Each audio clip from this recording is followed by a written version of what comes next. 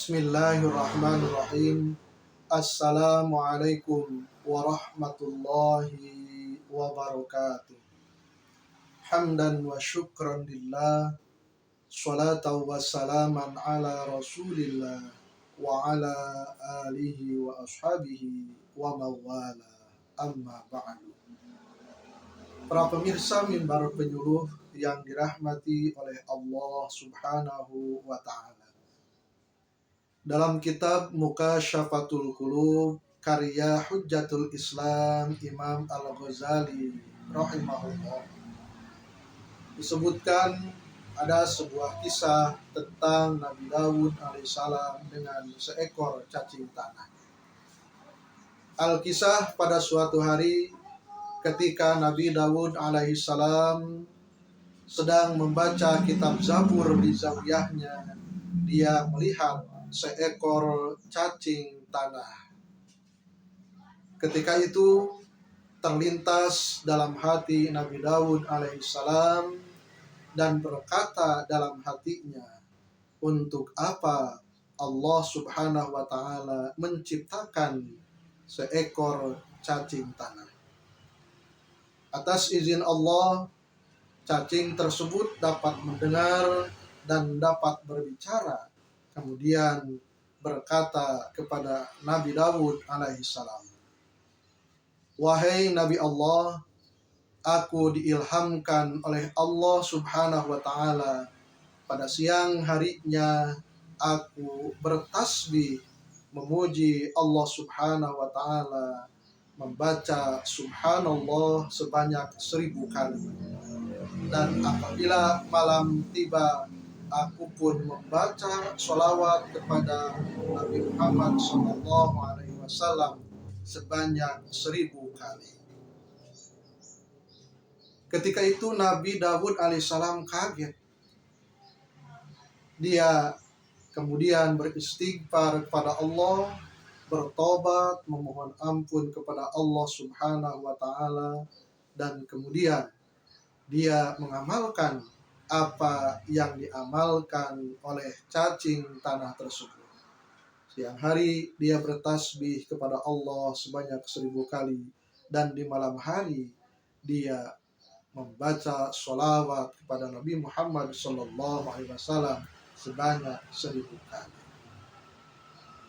Para pemirsa yang dirahmati oleh Allah subhanahu wa ta'ala, dari kisah singkat ini kita dapat mengambil ibrah dan pelajaran bahwa kita jangan coba-coba untuk menghina orang lain, menghina makhluk lain, karena dengan menghina dan mencaci serta menjelekkan orang lain, ketika itu kita sudah ada posisi orang yang sombong di hadapan Allah subhanahu wa ta'ala. Padahal ketika itu Nabi Daud alaihissalam tidak ada niat untuk menghina dan merendahkan. Tapi itulah gambar dan potret kehidupan.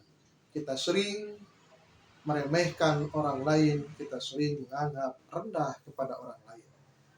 Tanpa sengaja dalam kehidupan kita sering merendahkan orang lain walaupun tanpa kita sadari. Contohnya, ketika kita sedang duduk di depan rumah, kita melihat seseorang yang berperawakan mungkin warna kulitnya agak gelap atau warna tubuhnya agak gempal, maka dalam hati tidak terasa kita mengata-ngatai orang tersebut. Itulah yang sering terjadi dalam kehidupan. Bahkan mungkin ada yang lebih jelek dari itu. Tanpa kita sadari, kita merendahkan orang lain, dan tanpa kita sadari, kita lebih bagus, lebih mulia daripada orang lain. Padahal ukuran kemuliaan di hadapan Allah bukanlah dari perawakan, bukan dari harta, bukan dari ilmu, status sosial, pendidikan, tetapi kehormatan dan kemuliaan di pandangan Allah adalah dari aspek ketaatan dan ketakwaan kepada Allah subhanahu wa ta'ala. Inna akramakum indallahi atqakum. Sesungguhnya orang yang paling mulia di antara kamu di hadapan Allah adalah orang yang paling taat dan paling takwa kepada Allah Subhanahu wa Ta'ala.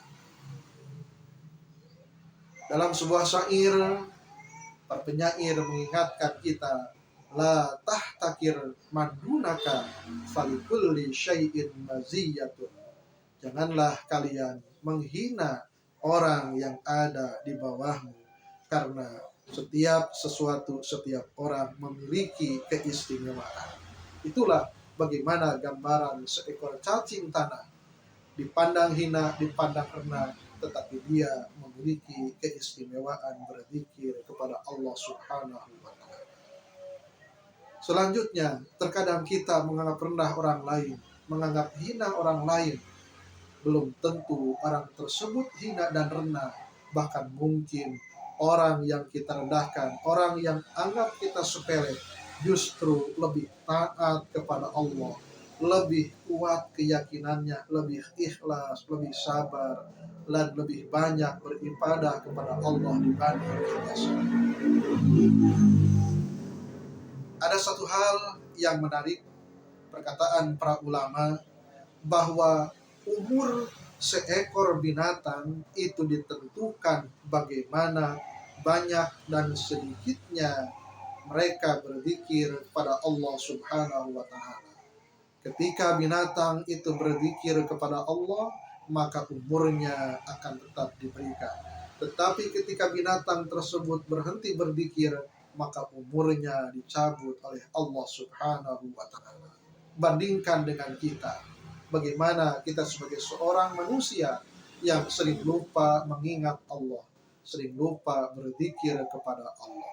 Maka kita harus bersyukur kepada Allah Subhanahu wa Ta'ala.